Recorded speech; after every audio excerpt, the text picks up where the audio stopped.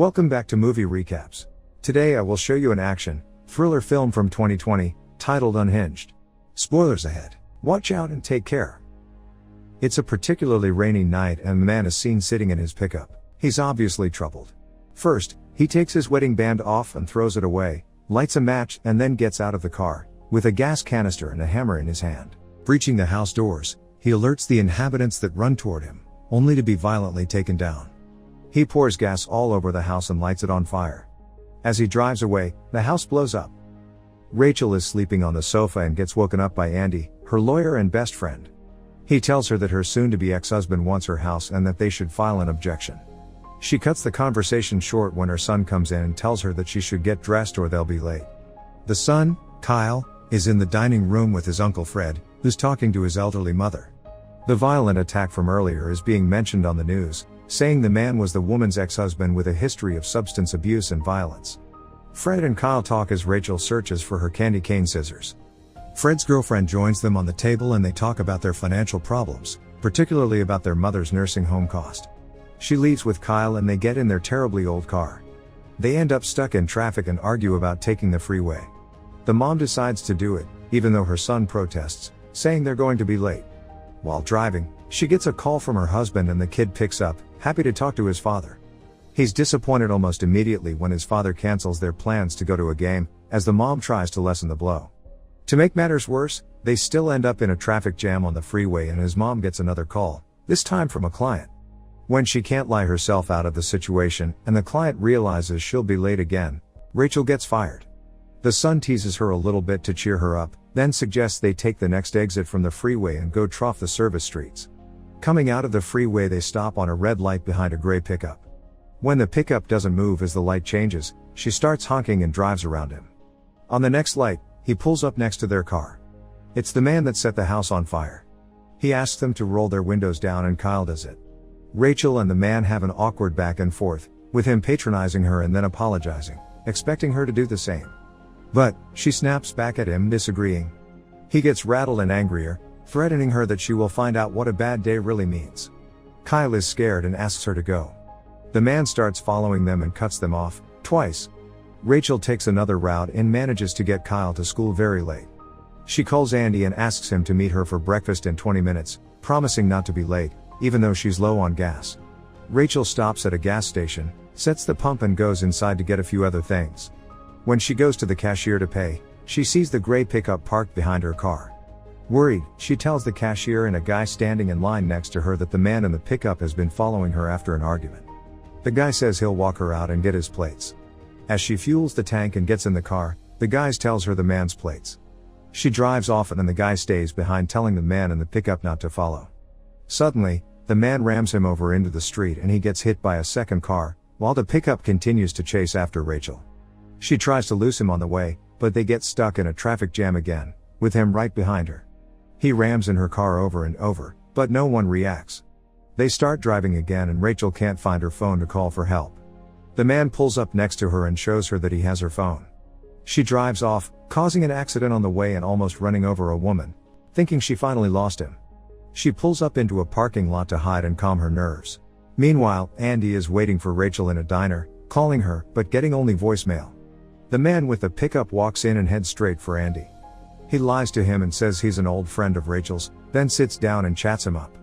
They talk about scary experiences with road rage and about Rachel's divorce. The man is defending her soon-to-be ex-husband and Andy gets uncomfortable, so the man lies and says he could get Rachel on the phone. Andy tells him to try and gives him his own phone. Back at the parking lot, Rachel is looking for her tablet when she suddenly hears ringing. She finds a phone and picks up even though it's not her phone. The man gives Andy his cell phone and he tells her that he's waiting for her in the diner with an old fiend of hers. She says she doesn't know anyone by the name given. Andy turns the phone over to the man the moment she starts talking about him, calling him a psycho, explaining what happened.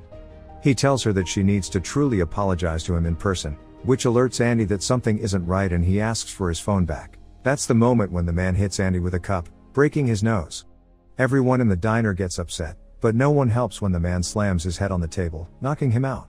He puts Rachel on speaker and continues to talk to her, asking if Andy is really just her lawyer and friend, or if she's cheating on her husband with him, just like his own wife did. He tells Rachel to say her last words to Andy as he chokes him and eventually stabs him, while the people in the diner still do nothing, except film the situation. As the man is walking out of the diner, he tells Rachel that Andy is dead. She tries to plead with him and apologizes, but the man doesn't believe her and speeds away. The man calls her again from her own phone and starts reciting all the messages she's gotten, including one from her son's school. He starts toying with her and asking her to choose who he should kill next from her contact list. When she refuses, he sends all her money to her husband and threatens to go after her mom and to burn her house down. Rachel chooses herself, but he doesn't accept and asks for another name. She chooses the name of the client that fired her. He hangs up and Rachel immediately calls the police. They arrive at the house of her client, but the man isn't there. Back at the house, Fred is watching what happened in the diner on the news. There's a strange noise coming from the other room and his girlfriend doesn't respond to his calls. He goes to check on her and on the way he sees the pickup parked before the house. The noises continue and he follows them with a knife on hand. The man appears, holding his beaten up girlfriend and telling him about what happened with Rachel. He says he feels insignificant and that the only thing he has left is violence and revenge. So he kills Fred's girlfriend and then sends Rachel a photo of him with her brother. The man calls her again and she tells him she called the police, which he already knows. He checks the tracker on Rachel's phone, sees that she's in front of Kyle's school and tells her that she has 3 minutes to pick him up and drive away, or he'll kill Fred. He tells Fred to write her a letter, blaming her for his girlfriend's death, all the while pouring gasoline on him. Meanwhile, Rachel gets her son out of school. As they're driving away she calls the man back, telling him she has Kyle. The man tells her to put him on speaker or he'll light her brother on fire. He makes Fred read the letter he wrote, saying Rachel is responsible for everything that has happened and that he'll never see another sunrise again. Suddenly a police officer walks into the house and the man hides behind Fred. He lights Fred on fire and runs, but the cop shoots him in the shoulder. Rachel can hear everything happening on the phone. She stops the car and breaks down. As Kyle tries to comfort her, the phone rings again. It's the man, telling her Fred is dead. He threatens Kyle, but she threatens him back, done with all of his garbage, and smashes the phone. Her and Kyle get in the car and head to the police station. On the way there they realize that he might be tracking them with Rachel's tablet. Kyle finds it tapped beneath her seat and wants to throw it out the window, but Rachel has the idea to track the man with the tablet, like he tracked them before.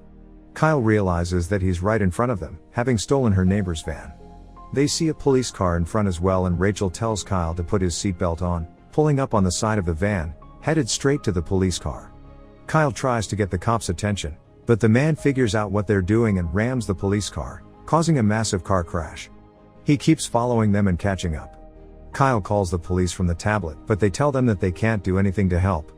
The tablet runs out of battery and they are left on their own.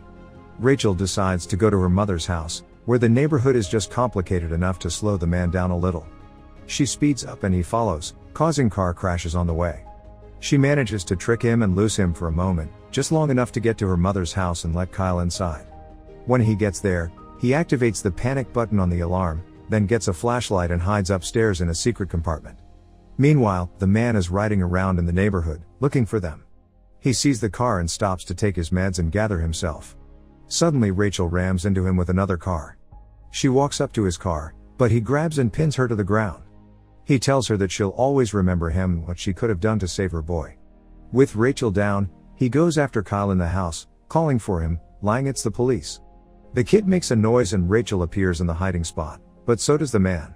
They fight, with the man going after Kyle constantly and Rachel relentlessly attacking him so he can't get to him.